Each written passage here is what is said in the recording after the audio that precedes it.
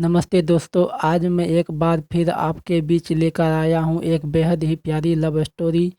तो इसे कृपया पूरा पढ़ें और पूरा देखें। कैसी लगी आप लोगों को ये लव स्टोरी हिंदी में, तो आप लोग कमेंट में ज़रूर बताइएगा। ये कहानी एक ऐसे लड़के की है जिससे उसके प्यार में 2 बार इनकार मिला, लेकिन आज भी शायद उस लड़की को भुला नहीं पाया। तो आइए इसे मैं और आप साथ पढ़ते हैं और जानते हैं कि क्या आदित्य और खुशी की सैड लव स्टोरी क्या थी। आदित्य पढ़ने में थोड़ा एवरेज और लड़कियों के मामले में थोड़ा कच्चा था। उसकी मुलाकात 11th स्टैंडर्ड में खुशी से हुई। खुशी पढ़ने में अच्छी और अपने फ्यूचर के बारे में बहुत सोचने वाली लड़की थी। धीरे धीरे 11th खत्म होते होते वो अच्छे दोस्त बन गए थे और 12th में आदित्य ने खुशी से अपने प्यार का इजहार कर दिया, लेकिन खुशी ने इनकार करते हुए बड़े प्यार से उसे समझाया कि इससे हम दोनों की ज़िंदगी ख़राब हो जाएगी, क्योंकि हम ना ही क्लास में पढ़ पाएंगे और ना ही घर पर। आदित्य को खुशी की बात थोड़ी बुरी लगी, लेकिन फिर उसे समझ में आया कि खुशी सही कह रही है और उससे अपने फ्यूचर और पढ़ाई पर फोकस करना शुरू कर दिया। और अब आदित्य किसी भी लड़की से बात नहीं कर सकता था, यहाँ तक कि खुशी से भी नहीं, क्योंकि उसे लगता था कि वो जब भी खुशी से बात करता है तब उसे अच्छा नहीं लगता था, क्योंकि कुछ दिन पहले खुशी उसकी क्रश थी और आज वो उसे रिजेक्ट कर चुकी थी। और आदित्य इस सब बातों को नज़रअंदाज करते हुए अपने इंटरमीडिएट की परीक्षा में मेहनत करके पूरे स्कूल में फर्स्ट आ गया था।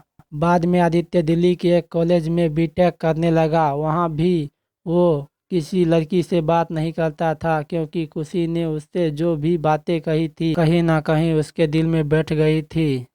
और जब भी उससे कोई लड़की बात करने आता तो वो मुंह मोड़ लेता। वो धीरे धीरे अपने पढ़ाई में और भी अच्छा होता गया और आखिरी में आते आते वो अपने कॉलेज में भी टॉप 10 लिस्ट में आ गया और उसे कॉलेज से प्लेसमेंट भी मिल गई और वह जॉब करने के लिए फिर से मुंबई चला गया। मुंबई एक बहुत ही बड़ा शहर है, जहाँ एक मोहल्ले के लोग दूसरे मोहल्ले को नहीं जानते।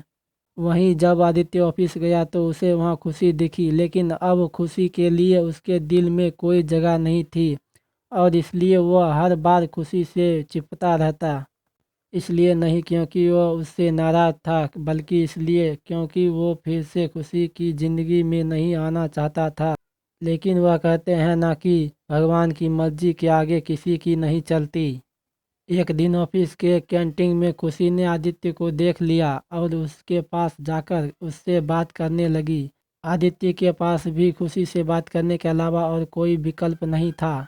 दोनों के दिल में पिछले 4 साल से जो दर्द था उसे एक दूसरे को बताया और खूब सारी बातें की।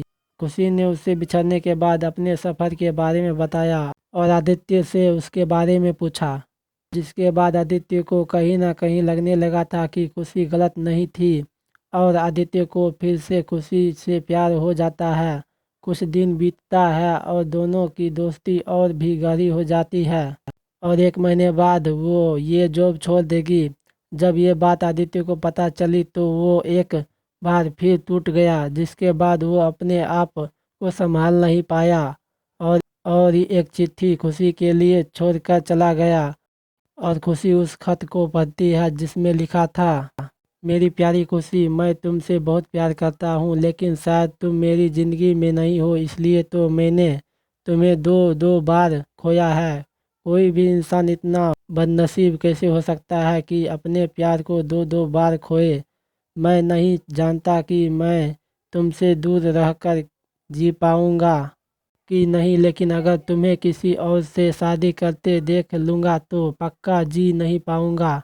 इसलिए मैं तुझे और इस शहर दोनों को छोड़ के जा रहा हूँ। शायद तुम मुझे भूल जाओ, लेकिन दूसरी बार मिलने के बाद मैं तुम्हें कभी नहीं भूल पाऊँगा। मैं भगवान से प्रार्थना करूँगा कि वो तुझे और तुम्हारे होने वाले पति को हमेशा खुश रखे। तुम्हारा प्यारा आदित्य। खत पढ़ने के बाद खुशी रोने लगी और आदित्य को बहुत ढूंढा, पर वो कहीं नहीं मिला और बाद में खुशी अपने परिवार की खुशी के लिए अभिषेक से शादी कर ली। लेकिन खुशी को आज भी ये बात हमेशा सताती रहती कि आदित्य कहाँ होगा, किस हाल में होगा। यहाँ तक तो उसे ये भी नहीं पता कि आदित्य जिंदा भी है या नहीं।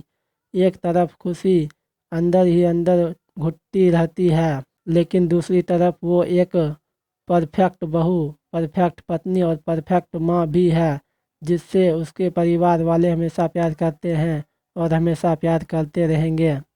हमें ये तो नहीं पता कि खुशी ने 12th स्टैंडर्ड में या जॉब टाइम पर आदित्य को ठुकरा के गलत किया या सही, लेकिन आदित्य ने ये साबित कर दिया कि वो खुशी से सच्चा प्यार करता था।